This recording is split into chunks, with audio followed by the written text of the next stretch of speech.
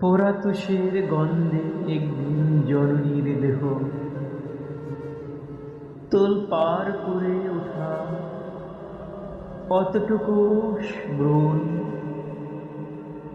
অতটুকু বীজ, আকাঙ্ক্ষার অবয়ব নিয়ে রক্তশ্বাসে বেরিয়ে এসেছিলাম।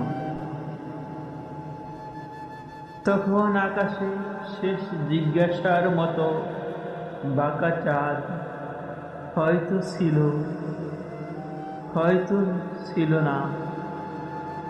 পাশের মাঠ থেকে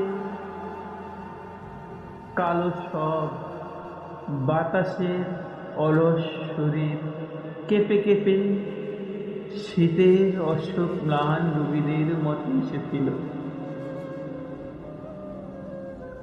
আঙ্গিনার চারপাশে হয়তো তখনও কুয়াশারা পেয়ে মেনে দিয়েছিল রাত জাগা মানুষের মনে। মাকে ঈশ্বর ভেবে হয়তো দারুণ প্রতিজ্ঞায় অবুঝ হাত পা ছুঁড়ে তীব্র প্রতিশোধ জেলে আমি তছনছ করে ফেলেছিলাম ডেটল। সাদা তুলো অথবা দাঁতির শুভ্র ধবলিমা বসল মনে নেই, হয়তোবা আমি তার বুকের গম্বুজে প্রেমিকার ঠোঁট বেবে প্রথম চুম্বন এঁকেছিলাম।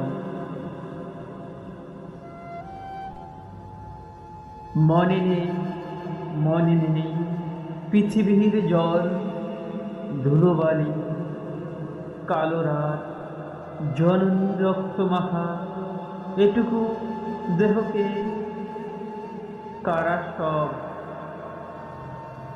কতটুকু বিস্ময় পাহারা দিয়েছিল।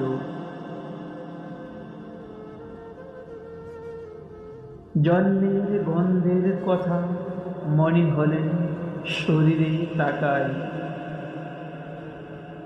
আজও এক গ্রাণ আছে, আজও এক অক্ষম বিক্ষোভ